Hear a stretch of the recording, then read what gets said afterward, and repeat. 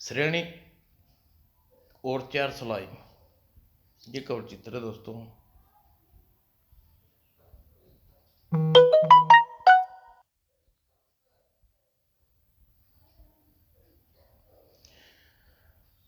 गर्मी की तपती दोपहर वणिक चंद अपने गांव के वापस लौट रहे थे। रास्ते में उन्हें एक अजीब दृश्य देखा। यह युग सिर पे छाता ताने एक घने पेड़ की छांव में बैठा हुआ था। वणिक चंद रास्ते देखते ही वह उठ खड़ा हुआ और, श्रीमान, क्या मैं भी आपके संग यह रास्ता तय कर सकता हूँ? जरूर, मुझे खुशी होगी। यह व्यक्ति या तो कोई सरफिरा है या गजब का बुद्धिमान। चलते चलते जब गांव में पहुंचे, मुझे तो भूख सता रही है। उन घरों में से कहीं भोजन मिल ही जाएगा। वणिक चंद ने पहले घर का दरवाजा खटखटाया। नमस्कार श्रीमान, हम यात्री हैं और न पहचान, मैं तेरा मेहमान। और देखते ही चलते बनो यहाँ से। वणिक चंद दूसरे घर पर प्रयत्न किया। महोदय, अगर कुछ खाना मिल जाए। माफ करना, खाना खत्म हो चुका है।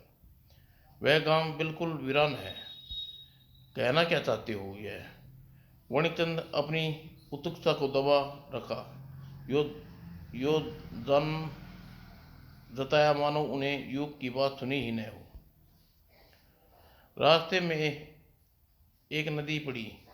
उसे पार करने से पहले वणिक ने चप्पलों को हाथ में उठाया, पर युग ने उन्हें पहले पहने पहने नदी पार की। बिल्कुल मूर्ख, अगर यह सचमुच मूर्ख है। वही मेरा गांव है। आप यही विश्राम कीजिए। मैं आपकी आगमनी के लिए मैं किसी को भिजवाता हूँ। शायद नंद श्री इसकी विचित्र हरकतों का कोई अर्थ लगा सके। और वह वणिकचंद घर पहुंचे। उसकी पुत्री नंदश्री पिता का स्वागत के लिए बाहर खड़ी थी। नंदश्री, मैं तुम्हें कुछ बताने के लिए अधीर हूँ। रास्ते में मुझे एक बड़ा अजीब युवक मिला। भगवान जाने वह पागल है, गजब का बुद्धिमान। क्षणिक जो कुछ रास्ते में घटा उसे नंदलिक को कह सुनाया। पिताजी, वह निश्चित ही बुद्धिमान है। वह कैसे? देखिए पिताजी। पिताश्री छतरी को धूप में से नहीं बल्कि पक्षियों की बीट से बचा भी करती है। हाँ, और भी जब गांव का एक भी आदमी अतिथि का परायण न करे तो वह वीरान ही तो होगा। हाँ, यह भी ठीक है। और जब किसी नवी नदी में पार करते हैं तो चप्पलों की बजाय पैरों में सुरक्षित की ज़्यादा चिंता करनी चाहिए। वाह, क्या दूर की सोच है। सचमुच उसकी बुद्धिमत्ता प्रशंसनीय है। वह रूपवान भी है। मंत्री, क्यों न तुम्हारा विवाह पहले मैं उसकी परीक्षा ले लूं? ठीक है, वह गांव के बाहर बैठा है। नौकरानी को भेज कर बुला लो। जरूर, पर पहले मैं उसके स्वागत का प्रबंध कर दूं। और नंद श्री तैयारियों में जुट गई। आंगन पर पानी फैलाकर कीचड़ लगा दो। तुम गांव से बाहर जाओ। एक आदमी बैठा मिलेगा, उसे कि आगे जो करना है तुम्हें ध्यान से सुनो। और नौकर उन नौकरों के अपना काम शुरू कर दिया और नौकरानी अपने काम पर चल पड़ी। जल्द ही वह युग दिखाई पड़ गया। वणिक चंद, पुत्री नंदश्री आपको बुलाना भेजा गया है। मुझे मंदिर भी जाना है। क्या आप अकेले घर तक जा सकते हैं? जरूर, तुम मुझे रास्ता बता दो। जवाब में नौकरानी ने अपने कान को छुआ और आगे बढ़ गई। कान कान पर ताड़ पेड़ का घोतक है। कान कान ताड़ ये पेड़ का घोतक है। और कान मैल का कान में मैल भी है। और सिद्धि, इस घर के बाहर ताड़ वृक्ष का वृक्ष है और जरा भी गंदगी नहीं है, यह उसका घर नहीं होगा। इस घर के बाहर ताड़ का वृक्ष है और कीचड़ और गंदगी पानी भी यहीं पर है। चप्पलें उतार देने तक ठीक रहेगा। आइए पधारिए मालिक, बस आपका आते ही होंगे। यह लीजिए जल, आपके पाँव पसार पकार लीजिए। ओह, यह तो आसानी घर ढूंढ कर भीतर आ गया है। अब देखते हैं कितने थोड़े पानी पैर का कीचड़ साफ करता है। युवक ने कपड़े में चिंदी पानी में डुबोई और उससे पैरों पर लगी गंदगी पोंछ डाली। बचे हुए पानी को उसने पूरी तरह से धो डाला। इस परीक्षा में भी सफल रहा। वह बहुत थोड़े कम पानी में काम चला सकता है। आइए, आपका स्वागत है। पिताजी के आने वाले हैं, मानवी या स्वर्ग की अप्सरा। और बाद में मेरे माता पिता मध्य में रहते हैं, उनका नाम नहीं बता सकता। कोई बात नहीं, पर तुम अपना नाम बता सकते हो। मेरा नाम, मुझे सैनिक कहते हैं। सैनिक, हमारे निर्वासित राजकुमार का नाम भी सैनिक है। बेचारे राजकुमार भले ही वे युवराज के छोटे भाई हों, पर युवराज बनने योग्य तो वही थे। क्या तुम्हें देश निकाला दिया गया है? अरे, मैं तो मजाक कर रहा था, चलो छोड़ो। पर हाँ, मेरे अगले प्रश्न का उत्तर तो तुम देना ही होगा। मेरी बिटिया से विवाह करोगे? वह आदित्य सुंदरी है, जिसकी आंखों में बुद्धिमान एक ही चमक के सरोवर जरूर। और क्षणिक का विवाह नंदश्री के साथ संपन्न हो गया। अगले दिन सुख चैन से बीतने लगे। एक दिन, आप क्षमा करें राजकुमार, हमें आपकी खोज में भटक रहे हैं।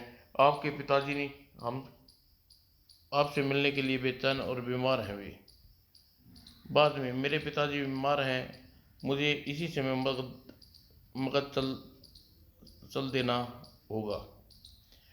उनके स्वस्थ होते ही मैं तुम्हें अपने पास बुला लूँगा नंदश्री। और सैनिक लौट गया। दिन सप्ताह महीने बीतते चले गए, मगर सैनिक लौटा नहीं। फिर एक दिन नंदश्री ने एक सुंदर बालक को जन्म दिया। इस गांव में तुम्हें बहुत दुख पाया है बिटिया। हम किसी और जाकर बसेंगे। जब बालक का नाम रखा अभय कुमार, जैसे जैसे वह बड़ा हुआ, यह बात प्रकट होती चली गई। बुद्धिमानता में अपने माता पिता से भी बढ़कर था। एक दिन, माँ, मेरे पिताजी कहाँ हैं? और आज तो बताना ही होगा। तुम्हारे पिताजी मगध देश में हैं। उनका नाम सैनिक बताया था उन्होंने। सैनिक यहीं हमारे महाराज का नाम भी है। उन्होंने अपने नाम के सिवा अपने बारे में कुछ नहीं बताया था। उन्होंने अपने पिता का नाम भी गुप्त रखा, इसलिए हम नहीं जानते मगध उन्हें कहाँ खोजें। उसी दिन स्वर्गीय महाराज प्रसन्नजीत ने अपने पुत्र मगध को सैनिक देश निकाला दे दिया था। शायद इसलिए उन्हें हमें यह नाम नहीं बताया हो। वे मगध कब रवाना हुए? तुम्हारे जन्म से पहले। और लगभग इसी समय महाराज प्रसन्नजीत ने सैनिक को पास बुलाया, राजगद्दी सौंप दी। क्या पिताजी ने अपना नाम सैनिक ही बताया था? हाँ। फिर वह वापस नहीं आया और न ही उसने तुम्हारी माँ को बुलाया।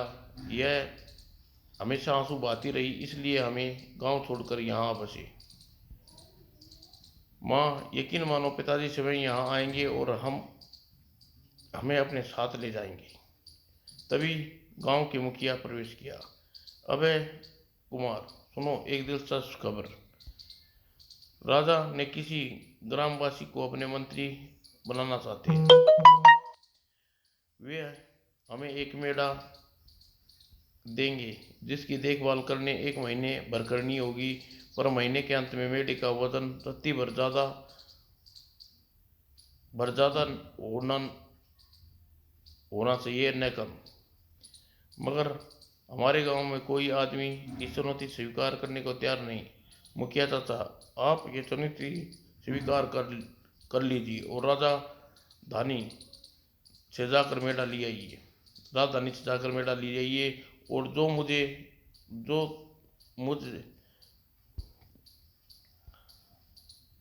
जो तुम मुझे मंत्री बनवाओगे, जीते रहो। मैं जानता था सिर्फ तुम ही मेरी मदद कर सकते हो। और हर गांव चाहता था कि नया मंत्री उसी के निवासी हो। याद रहे, ठीक 1 महीने भर तुम्हें अपना मेढ़ा वापस लाना है। महीने भर बाद, महाराज, सिर्फ यही मेढ़ा है ऐसा है जिसका वजन रत्ती भर भी गठबढ़ नहीं है हुआ। क्यों भाई, तुमने इसे क्या खिला पिलाया क्या? जो इसका भोजन है महाराज, यानी घास। मगर मैंने इसके सामने एक भेड़िया बांध दिया था। पश्चात भोजन मिलते रहने से इसका वजन घटा नहीं, और हरदम सामने जीभ लपलपाती मौत को देखते रहने से बढ़ा नहीं। बहुत खूब।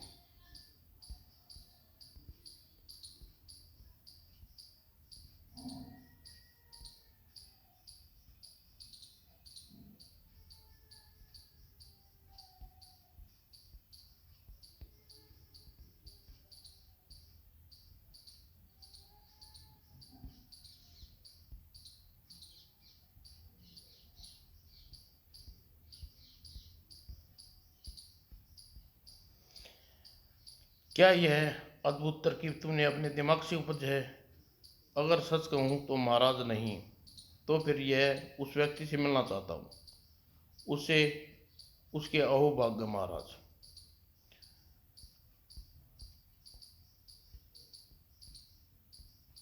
वो राजा मुखिया के साथ रवाना हो गया।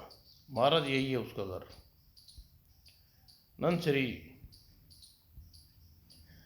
और असल में राजा शानिक नंदश्री को छोड़कर जाने से अजनबी थे।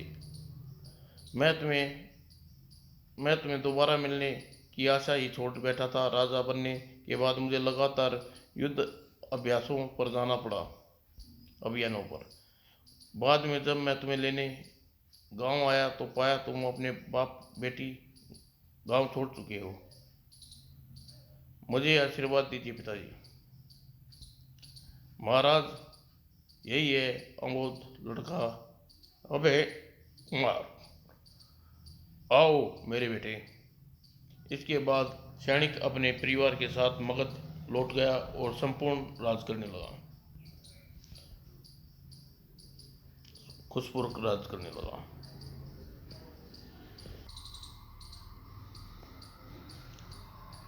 4 सलाएं। बाप रे, जिंदत यहीं कहीं देख न ले।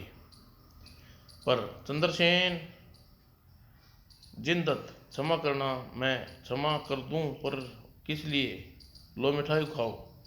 हमेशा आपके मुंह से मीठा घोलते रहो। भरने से पहले मेरे पिताजी ने मुझे यह सलाह दी थी। खाओ ना। बस बस, धन्यवाद। अच्छा, फिर किसी दिन फुर्सत में बैठकर बातचीत करेंगे। अभी मैं चलता हूँ। जिस जिसने कर्ज का जिक्र नहीं किया, कहाँ खोए हो चंद्रसेन हैं। सूर्य सूर्यसेन, तुम कहीं किसी साहूकार से मिले हो जो अपने दिए हुए कर्ज की वापसी का तगाजा ही न करे, मगर मैं मिला हूँ और हैरान हूँ। जरूर तुम्हारा मतलब उस सिर्फ जिंद से है। हाँ हाँ, मगर तुम कैसे जान गई? क्या तुमने कभी उसे कर्ज लिया है? हाँ, मैं भी। हाँ और नहीं भी। हाँ, इसलिए मैंने उससे पैसे लिए थे, और नहीं इसलिए कि उसने कभी वापस नहीं मांगे। न बिल्कुल ठीक। और तुम जानते हो, जिस गांव में जाता है वहीं एक मकान बनवाने लगता है। मगर क्यों? सुनते हैं कि उसके पिता मरते समय उसे यह सलाह दी थी, और इससे पहले कि वह जगह घर बनवाने और दिवालिया हो जाए, बहती गंगा में हाथ धो लो। क्या ख्याल है? हाँ, ख्याल बुरा नहीं। अरे भाई, इतनी जोर से क्यों हंस रहे हो? जिनदत्त का किस्सा सुनाने और हंसते हंसते तुम भी लोटपोट हो जाओगे। तुम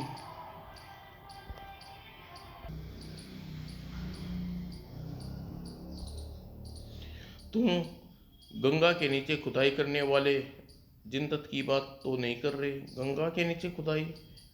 मगर किस लिए भाई? क्योंकि उसके स्वर्गीय पिताजी ने यह सलाह देकर परलोक से तारे थे।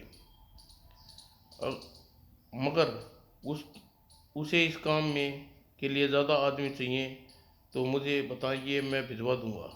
हा हा हा हा हा। और बीच जिंदत के घर पहुंचा। इस बीच जिंदत के घर पहुंचा। कारोबार घाटे में चल रहा है मालिक। अगर मुझे आपसे मित्र को से कर्ज चुकाने को कहो तो अच्छा रहेगा। नहीं, बिल्कुल नहीं। पिताजी के मरने से पहले कहा था, किसी से कुछ लेने के बाद कभी वापस न मांगना। तो फिर हमें गांव में घर बनवाने का काम रोकना होगा। यह भी पिताजी की सलाह का उल्लंघन होगा। कभी नहीं। क्या कोई और उपाय नहीं? तो फिर आप श्याने सोमदत्त से सलाह लीजिए। हाँ हाँ, पिताजी ने यही कहा था कि कभी परेशानी में पड़ूं तो सोमदत्त चाचा से सलाह लेना। और जिन दत्त तुरंत ही सोमदत्त से मिलने चल पड़ा। और बूढ़े श्याने सोमदत्त ने अपने मित्र अतरंग मित्र के पुत्र का हार्दिक खोलकर स्वागत किया। आओ जिनदत्त, बहुत दिनों बाद दिखाई दे रहे हो। हाँ चाचा, पिताजी की अंतिम इच्छा यही थी। पहले मैं काफ़ी मोटे हो गई हो, लगता है मिठाई बहुत खाते हो। अच्छा, वैसे आपकी हर सलाह में कोई गहरा अर्थ छिपा रहता है। जैसे अगर जैसे अगर कहना हो कि मीठा बोल करो, तो कहना दोस्तों के मुंह में मिठास घोल लो। क्या? और सुनाओ, तुम्हारा व्यापार कैसा चल रहा है? घाटे में जा रहा है चाचा जी। हालांकि मैं ईमानदारी और लगन से उनकी सलाहों पर चल रहा था। कौन सी सलाहें? एक तो यह कि किसी को कुछ देने के बाद वापस न मांगना। बहुत बढ़िया सलाह है।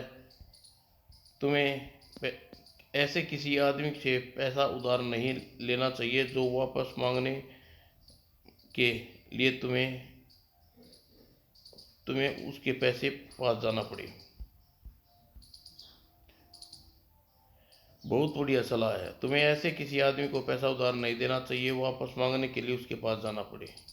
यानी बेईमान तथा यानी यानी बेईमान तथा माल हड़प जाने वाले लोगों से दूर रहो। मैं तो कुछ और ही समझ बैठा। उन्होंने यह कहा था कि हर गांव में घर जरूर बसाना। इसका क्या मतलब हुआ? यही कि जहाँ भी जाओ सच्चे मित्र बनाओ, जिसका घर तुम्हारा घर हो। हे भगवान, मैं तो जगह जगह घर बनवाने का दिवालिया हो गया हूँ। मैं कैसा बेवकूफ़ हूँ। नहीं जिंदत, तुम्हें कुछ भी नहीं गवाया, बल्कि अनुभव प्राप्त करने के लिए जो भी है कि अनमोल है। मगर क्या लाभ? मेरे पास तो कारोबार शुरू करने लायक पूंजी ही नहीं है। क्या तुम्हारे पिता ने तुम्हें कहीं पर खुदाई करने को नहीं कहा था? हाँ, कहा था कि गंगा के नीचे खुदाई करना। मैंने करवाई थी। यानी तुमने गंगा नदी के नीचे खुदाई करनी? क्या करता?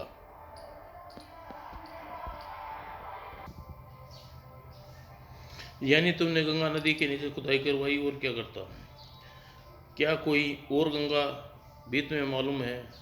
हाँ, कोई और गंगा? हाँ, सोचो, याद आ जाए तो समझो तुम्हारी पूंजी तुम्हें मिल गई, जिसका उपयोग तुम समझदारी से करोगे, मुझे पूरा यकीन है। गंगा तो कोई और गंगा का दिमाग में इतना जोर डालने पर भी याद नहीं आ रही। फिर उसने एक चरवाहे की लौटती हुई गाय के झुंड पर जिंदत की ध्यान गया, सहस गया। ये अपनी ही गाय है ना? हाँ मालिक, सब अपनी ही है। और मुझे हर गाय का नाम रटा हुआ है। यह यमुना, वह नर्मदा, पीछे आ रही गौरी, और आपके पिताजी की प्रिय गाय गंगा। गंगा? हाँ। तुम गंगा को कहाँ बांधती हो? अभी दिखाता हूँ। यहाँ पर। जब ये जन्मी थी तो यहीं पर बांधती आ रही है। अच्छा। और जिन तत्व ने खुदाई करवाई। ओह, बस रुक जाओ, पूंजी मिल गई। अब मेरे दिन फिर गए। और जिन तत्व ने स्वर्ण मुद्राओं का भरा कलश मिल गया, वह फिर से संपन्न हो गया। अब मैं पैसा व्यर्थ नहीं खर्च करूंगा। अगले दिन, जिन तत्व तुम्हें तकलीफ दे रहा हूँ।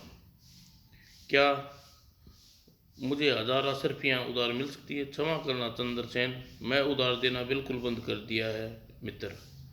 अब जिंदत सिर्फ जरूरतमंदों की सहायता करता, और पिताजी के चारों सलाह को अर्थ जान लेने के बाद वह दुख और नुकसान उसके पास भी नहीं पटकते थे। समाप्त दोस्तों।